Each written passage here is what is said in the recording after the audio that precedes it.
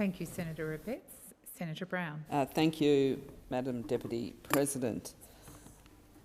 I think the senator opposite doesn't really seem to grasp the seriousness of the situation, nor the seriousness of members of the government going out and peddling not something that's unpopular, but it's wrong. It's dangerous. This is something that the members of the government have failed to grasp, and that is why it was always important that they reined in Mr Kelly as quickly as possible and go public out there to say what Mr Kelly is saying is wrong, you shouldn't be listening to him, and we will be speaking to him. That's what the Prime Minister should have been doing, and that would have been strong leadership, but we haven't seen it. We haven't even seen it in this chamber. You know, yesterday's answers to question time, they rambled. They were all over the garden path, and today wasn't even much better, because we are talking about something that is of an extremely serious nature, and the Australian people deserve full and comprehensive answers. Now, we know how essential that the vaccine rollout is taken up within the community. We know how important that is to the success of this nation in 2021 and beyond. A successful vaccine rollout will not only keep the Australian people safe and healthy, but it's also essential to our economic recovery.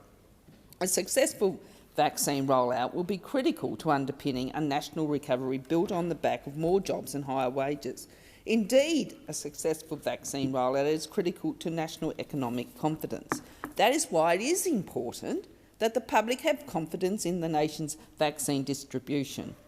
And the very last thing we need is for the government's own members to be undermining and attacking national health efforts and advice.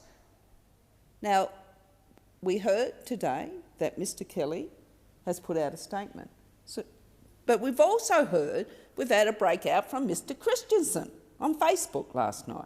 And why we're in question time today, after the Senate leader had given a response around Mr Kelly's actions, Senator Canavan, I know most people probably would say, well, if it was going to be anybody, it was going to be Senator Canavan, talking about this is just about people wanting to shut down unpopular debate. It's not unpopular debate. It's dangerous language, dangerous misinformation that Mr Kelly is putting out there. This is why it is important, and this is why the Labor Party has raised it. We've all seen Mr Kelly and his exchange with Ms Plibersek. He is all over the shop. He is all over the shop. He will continue, in my view, he will continue to peddle this misinformation and put it out into the public arena, which we cannot afford to do. We need a vaccine rollout to be successful and taken up broadly within the community. Australia's prosperity and health depends on it.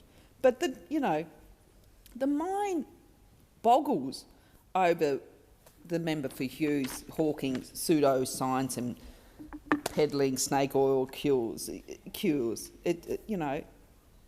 The members of the government's own team directly and deliberately undermining the government's own message and official public health advice. And the government does nothing to discipline. They haven't disciplined Mr Kelly. They haven't disciplined him. They've done nothing really to bring him to heel. Why?